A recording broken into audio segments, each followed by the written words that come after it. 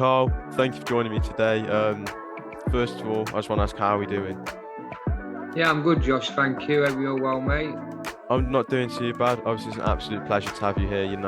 A man in your Thank position you. who's done so much in the sport. It really is an honour to be able to sit down and talk with you today.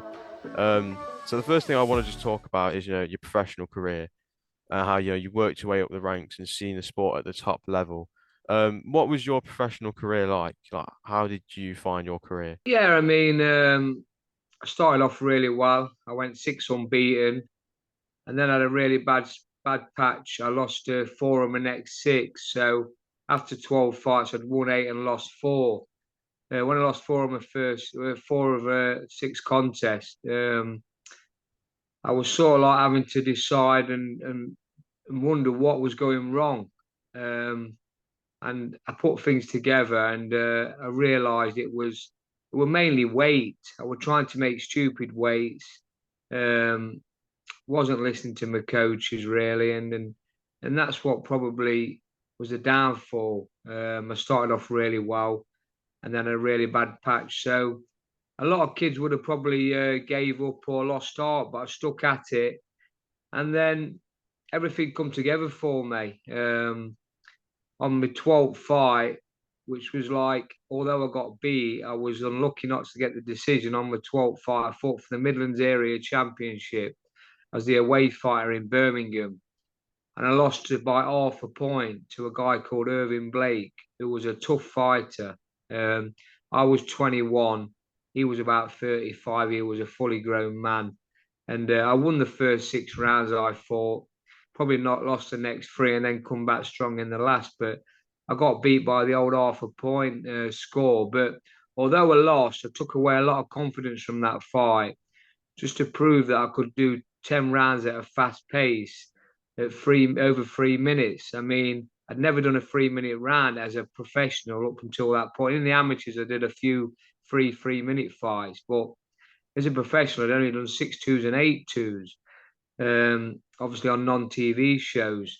So although I got beat, I took a lot of confidence away. It was an absolute bloodbath. I had a fractured nose and looked like a panda the next day, and the opponent had about 14 stitches. It was just a war. The shorts was covered in my white forest shorts. I used to wear the forest logo on my shorts.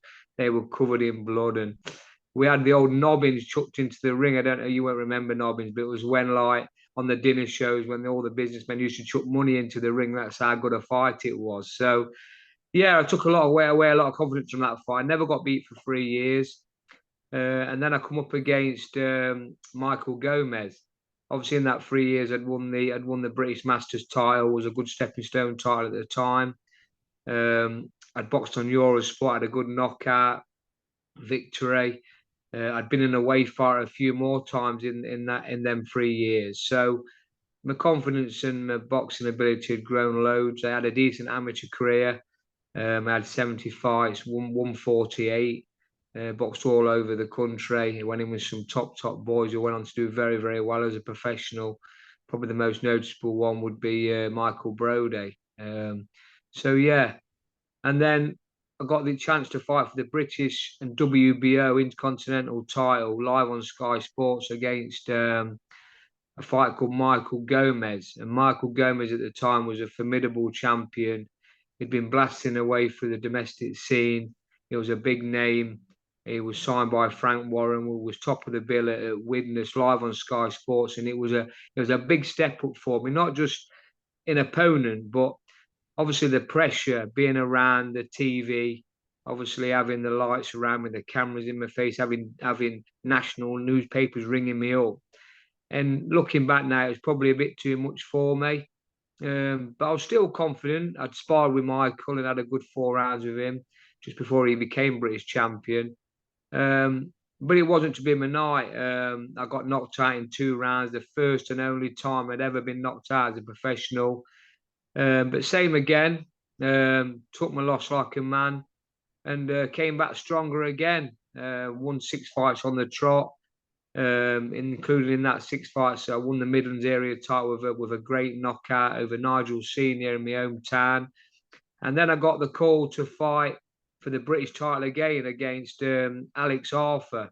another formidable champion, great prospect, Commonwealth Games gold medalist at the time. I think he'd had 14 fights, 12 won, 12 by knockout, unbeaten. He was signed to Frank Warren as well, and it was an amazing night for me. Obviously, I boxed. I was a live fight on Sky Sports again, the first one out on the night. It was chief support to Ricky Hatton and Joe Kawasaki were both on the bill, so it was fantastic, great experience. I loved every minute of it, and I put up a good fight. I gave Alex sort of a load of trouble, as much trouble as he could handle the first 3 or 4 rounds, and then he found the breakthrough with some great body shots and just drained me a little bit. And then he stopped me on my feet in 6 rounds. I wasn't so much hurt. It was just that he was getting on top of me, and I think the writing was on the wall, and the referee probably saw that and made the right decision. But Alex again was a great fighter, very sharp, very technical, a big prospect. And then again rebuilt. My next fight was for the WBF. I had a chance to fight for WBF World Super Featherweight title at the Nottingham Arena, the Nottingham Eye Stadium, in the new bit there that's built. And it was the same show as and Carl Froch was on the bill. I think Carl was fighting a local fighter called Michael Monaghan. It was on BBC One. And I boxed fantastic that night. I beat Ben Odamate. I think he'd had 13, won 11, not 9 out, lost one, drew one. And I beat Ben on points over 12 rounds for the WBF world title. So, yeah, it was unbelievable. So, yeah, then I had a few more fights after that. I lost my world title to Carl Johansson, another great fighter. It was special as well. So my overall career ended up with 39 fights, 32 wins, 7 defeats. I only lost 3 of my last 27 fights to Gomez, Arthur, and Johansson. So I was very proud of my career. And obviously, I retired at a young, tender age of 28 due to a brain scan query. And that was it. And I went straight into the business side. Times when you did face defeat, especially the rough patch at the beginning of your career, what was it that kept you going? And like obviously a lot of people in that situation would have just gave up there and then and said, that's it, that's enough for me. But you didn't and you kept pushing. Did you almost use those losses as motivation to come back better? I knew that when I got beat, there was, especially the first 4 defeats, there was reason behind them. I mean, 2 of them was half a point decisions in the hometown of the local fighter, which I was unlucky in both of them. And the other 2 fights were stoppage defeats where I was just completely weight drained and should have listened and never thought I knew better, trying to drop down to silly weights. So I learned from the defeats, and you know what I mean? As much as it's nice to win, sometimes even in your wins, you don't learn anything. So learning in a defeat was the main thing for me. And that's what I did. I took my losses like a man, like I say, never made any excuses. And then I went away, rebuilt, and came back stronger every time until finally it was time to call it a day. You mentioned obviously you retired at the young age of 28. When you retired, how did you adjust to that change of lifestyle from having to go into training camp and put in the hard rounds to all of a sudden not having to do that anymore? How did your mind deal with that? Yeah, it was very, very tough. Very, very tough because although I'd had an hard career and been in with some very good fighters, I still felt there were much more to offer. I was wanting to go up in weight. I would have probably gone up to lightweight if I got the chance to carry on. I never got the chance. So it was very tough mentally for the first year. Just adjusting to the everyday life of a normal person was very, very difficult. Obviously, when you're a boxer and living the professional life like I did, I was very, very dedicated. Never drank, never smoked, never took drugs, lived the life. Although I ate normally and put a little bit of weight on in between camps and in between fights, which is what you do. Obviously, getting used to the normal way of living and the normal lifestyle was very tough. Obviously, in boxing, you've got routine. You know what I mean? You get up in the morning, you do your training, whether it's running or going to the gym. You know what I mean? You rest in the day, you eat clean, you go to the gym at night. you train, you eat, sleep, breathe boxing, especially in camp. So it was very, very tough. But fortunately, I stayed in the game. I got my trainer's license a few years before I actually retired. I got my trainer's license when I was only 24. So I got that 4 years previously to retiring. So I always had that to fall back on. And then once I started training a few fighters after I retired, I got my manager's license. And then I thought, well, obviously, having been a manager, these fighters need a platform to fight on, and I didn't want to keep asking other people to put them on their shows. So I applied for my promoter's license and got that. And I did my first show in Newark, 2007, and I'm sat here today. I've promoted all over the country, promoted English area, British Commonwealth title fights, which I'm very proud of. Obviously, no financial backing, done it all off my own back. And I've had every champion, whether it's been as a trainer or a manager or even as a promoter, from area level through to world level. So through to, well, from area champion through to world champion. Obviously, area, English, British, Commonwealth, European, international, intercontinental, Euro, and world. So it's been phenomenal, really. I'm very, very proud of what I've achieved in boxing.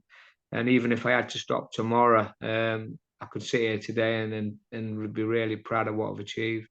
Just recently, just last month, you celebrated your 150th show, and to reach 150 shows without having any TV backing, financial backing, it is some achievement. What were the emotions like on that night? Obviously, I was there that night, and obviously, I could see when you're in the ring, you did that big speech to the crowd. And, you did say, I remember when you came backstage, you did say, you almost tearing up in there. What were the emotions like on that night? Yeah, it was emotional. Obviously, I had all my family there. I had a lot of friends and family there, and obviously, with my little boy getting in the ring and doing a speech, you know what I mean. It really got to me. But when I was actually in the ring and looking around and that, I was just thinking to myself, I mean, obviously how far I've come. You know what I mean? You got to remember I was a young lad, never had a lot as a kid brought up, being brought up. I'm from a council background. I've worked very, very hard all my life. And to be actually stood in that ring looking around and thinking, wow, this is my 150th show. It's a lot of shows, a lot of time, effort, and obviously a lot of money invested and took big gambles. You know what I mean? I took my own money into it, took big gambles, and it's all paid off. It's been very, very difficult, very, very stressful. But stood in that ring that night, I was very, very satisfied and very proud. And obviously, with Emma going on to win the Commonwealth title the same night, put icing on the cake. It was another champion to my stable. I mean, when I was in the ring, the MC read out all my champions that I've had from the past and present. And the list is endless, really. Like I say, it's something to be very, very proud of. And you've already hit 150, and that's not going to stop. Next month, you're back out with another two shows in Grimsby, and then Leicester first, and then Grimsby. What would almost be your message to people? Because you've lived a life in boxing. What would be your message to people who want to almost do the same thing as you? Yeah, well, obviously, nothing is impossible. Everything's achievable. Um, like I say, there's been plenty of lows in my career, but there's been some major highs as well. There'll be times where you feel like giving up. There'll be times where you want to give up. I mean, an old cliche, you want to chuck the towel in, but you just got to get past that. You just got to get through that brick wall and keep fighting hard. And if you want to achieve something so bad, you will do it. And that's what I've done. There's been many a time where I'm thinking, you know what, this is getting too much for me. It's too stressful. It's getting on top of me. At one stage earlier on in my career, I never had a lot of money. I was always working hard and thinking, you know what I mean, what is this show going to make money, lose money? But I've stuck at it, and you know what I mean. I've done well for myself. So, like I say, nothing is impossible. You know what I mean. You've just got to stick at it, keep working at it. If you want something bad enough, just keep going for it. Just keep going for it. It's like being in a fight, and the fight's going against you. you feel like there's no way you're going to win that fight, but you keep hanging in there, keep fighting as much as you can. Sometimes you will find a way, and this is what's happened to me. Really, I've really worked hard and I've found a way, and I'm keeping going now. I mean, it could all go wrong, but I'm not going to be go down without a fight, as they say. Oh, I really appreciate you coming on today. Like I said, you're a man who's lived a life in boxing, and best of luck for the future as well. 'Cause you've already done Yeah. so much, and you're not stopping anytime soon. So thank you. Thanks, Josh. Nice one, mate. Thank you.